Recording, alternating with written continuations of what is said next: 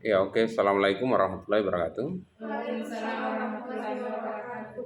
Alhamdulillahirrabbilalamin. Puji syukur kita panjatkan kehadirat Allah Subhanahu wa Ta'ala yang telah memberikan kepada kita semuanya segala kesehatan, rahmat, dan hidayahnya, sehingga kita bisa berkumpul di ruangan ini guna melaksanakan kewajiban kita sebagai warga negara yang baik, sebagai hamba Tuhan yang insya Allah akan berada di jalan yang benar, dan selawat dan salam kepada junjungan Nabi besar Muhammad Sallallahu Alaihi Wasallam yang telah mengantarkan kita dari alam jahiliyah ke alam yang terang benderang. Ya, hari ini kita akan melanjutkan mengenai pandangan kita mengenai pendidikan Pancasila di masa depan ya. Karena memang pendidikan Pancasila ini dianggap penting bukan hanya di masa lalu, di masa sekarang, bahkan dianggap penting untuk kelangsungan bangsa di masa yang akan datang.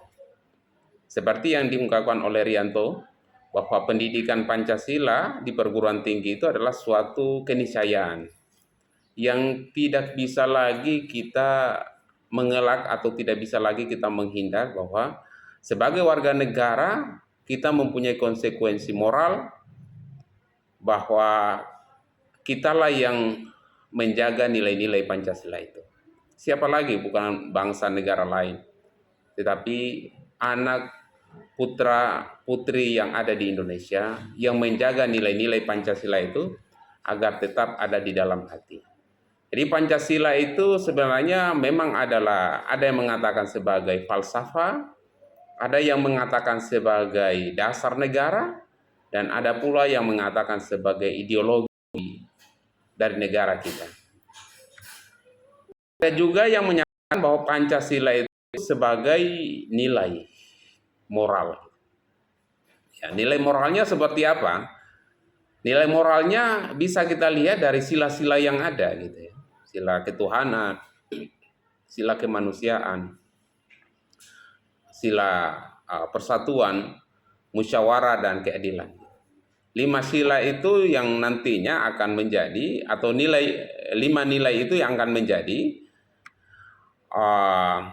semacam guidance ya, semacam panduan hidup kita agar kita menjalankan kewajiban dan hak kita sebagai warga negara yang baik. Seperti adanya masalah moralitas kepemimpinan ya. Moralitas kepemimpinan itu akan bisa terbentuk dengan baik apabila didasarkan oleh nilai-nilai spiritual. Jadi kecerdasan itu ada 3. Sebenarnya banyak kecerdasan ya. Ada kecerdasan intelektual, ada kecerdasan emosional, ada kecerdasan spiritual. Ada juga yang mengatakan kecerdasan sosial, ada kecerdasan buatan, dan lain sebagainya. Tetapi kita kunci jadi 3, kecerdasan intelektual, kecerdasan emosional, dan spiritual. Kecerdasan itu juga tertuang di dalam Pancasila. Kecerdasan spiritual itu kita bisa lihat dalam sila yang pertama, ketuhanan yang Maha Esa. Kecerdasan emosional, bagaimana empati, simpati kita terhadap orang lain. Keadilan sosial bagi seluruh rakyat Indonesia. Kemanusiaan yang adil dan beradab. Kecerdasan intelektual juga bisa kita lihat dari sila persatuan Indonesia atau kerakyatan yang dipimpin oleh hikmat kebijaksanaan dalam permusyawaratan perwakilan. Ketiga kecerdasan itu bisa kita katakan bahwa ternyata ada di dalam Pancasila. Begitu juga dengan nilai-nilai Islam yang kita anut sebagai agama kita sendiri, juga ternyata ada di dalam Pancasila itu sendiri. Artinya Pancasila ini tidak diambil dari negara manapun, tetapi diambil dari bumi pertiwi Indonesia yang sudah tertanam ratusan tahun, yang sudah dipercayai oleh masyarakat sudah ratusan tahun lamanya, kemudian dijadikan sebagai dasar negara. Ya. Oleh karena itu, mahasiswa sebagai pemegang tongkat estafet pembangunan dan kepemimpinan bangsa maka seyogianya harus menjadi manusia yang Pancasilais. Manusia yang Pancasilais itu adalah manusia yang betul-betul memegang nilai-nilai Pancasila yang dianggap baik dan diterapkan dalam kehidupan dia sebagai pribadinya maupun sebagai pejabat negara nantinya. Ya. Kalian juga menjadi tonggak untuk pemegang estafet dalam pembangunan. Sekarang kita sedang berusaha membangun sumber daya manusia kita. Ya. Agar apa? Agar kita bisa berkontribusi secara langsung dalam upaya membangun atau mencerdaskan kehidupan bangsa dan membangun sumber daya manusia yang ada. Kalau pembangunan di negara kita mau ingin maju, Waalaikumsalam, maka yang perlu kita lihat, yang perlu kita perhatikan adalah bagaimana manusianya. Jangan dulu kita membangun infrastruktur. Jangan dulu kita membangun peralatan yang canggih gitu. Manusianya dulu yang dibangun gitu. Kalau manusianya sudah benar, alat apapun yang dia gunakan itu pasti tepat. Kalau manusianya sudah benar, bangunan apapun yang dibangun itu akan dimanfaatkan dengan baik. Tetapi kalau manusianya bobrok, manusianya alatnya tidak bagus, apapun teknologi yang digunakan pasti untuk kejahatan. Pembangunan pun seperti itu. Apapun yang dibangun, kita bangun toilet, besok hancur lagi. Kita bangun gedung untuk pendidikan, besok hancur lagi. Karena kenapa? Moral manusia yang tidak mempunyai sendi-sendi kemanusiaan dan keadilan sosial bagi seluruh rakyat di Indonesia. Kalau kita menghendaki adanya keadilan, maka pembangunan itu harus bersifat pada keseluruhan kepentingan manusia. Bukan hanya sekedar mengejar kepentingan diri pribadi maupun golongan. Kalau diri pribadi dan golongan yang kita kejar dalam proses pembangunan, maka yang terjadi adalah korupsi. Yang terjadi adalah mencari keuntungan di balik proyek dan program. Maka dampaknya apa? Pembangunan akan banyak yang hancur.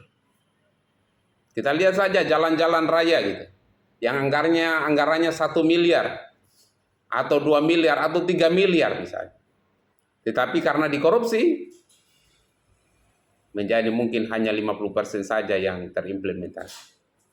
Karena kenapa? Karena jiwa-jiwa yang korup tadi, yang tidak melaksanakan nilai-nilai Pancasila itu sendiri. Oleh karena itu, ya, adik-adik mahasiswa sebagai tongkat estafet penerus perjuangan kepemimpinan yang ada di negara ini, yang akan menentukan nasib bangsa 5, 10 tahun atau 20 tahun yang akan datang, kalianlah yang menentukan. Generasi-generasi yang sekarang yang umurnya 60-70 tahun, mungkin 10 tahun yang akan datang mungkin telah tiada. Akan digantikan oleh generasi muda. Artinya masa depan bangsa ini sangat ditentukan oleh anak-anak muda yang sekarang sedang mengenyam pendidikan di bangku sekolah atau di bangku perkuliahan. Kalau kita tidak belajar baik-baik, maka kita sedang berada dalam jurang kehancuran di masa depan. Nauzubillah min dzalik. Demikian pula dengan pemahaman nilai-nilai Pancasila yang ada di kalangan mahasiswa itu sangat penting gitu. Ya. Jadi tidak lagi melihat sekat-sekat. Pancasila itu tidak lagi melihat sekat-sekat. Anda mau profesi apa harus Pancasilais. Anda seorang agamawan, Anda juga harus Pancasilais. Anda seorang entrepreneur, Anda juga seorang Pancasilais. Anda seorang guru, Anda juga harus seorang Pancasilais. Apapun profesi Anda, maka nilai-nilai Pancasila itu harus tertanam dalam diri. Ada orang yang terlalu fanatik dengan agama, kemudian mengatakan bahwa orang yang ada di luar dari golongan atau kalangan mereka itu adalah orang yang tidak selamat, orang yang tersesat, orang yang tidak mendapatkan hidayah, orang yang akan masuk dalam neraka dan lain sebagainya. Stigma negatif lah melekat pada orang-orang di luar dari kelompok mereka. Padahal mereka tidak sadari bahwa rahmat Tuhan itu jauh lebih besar daripada murka Tuhan. Mereka tidak sadari bahwa kebenaran itu bukan hanya milik mereka. Mereka juga tidak sadari surga itu lebih luas daripada bumi dan langit. Apakah hanya mereka, golongan mereka saja yang menempati surga, sementara surga itu seluas bumi dan langit, akan lebih luas daripada itu? Tentu tidak. Kalau dia ada seorang Pancasilais, maka jangan melihat orang yang miskin itu sebagai aib. Seharusnya kalau kita melihat orang miskin itu sebagai tanggung jawab kita. Kan begitu ya? Kalau kita orang kaya, kita melihat orang miskin, itu adalah tanggung jawab kita, bukan hanya juga tanggung jawab negara.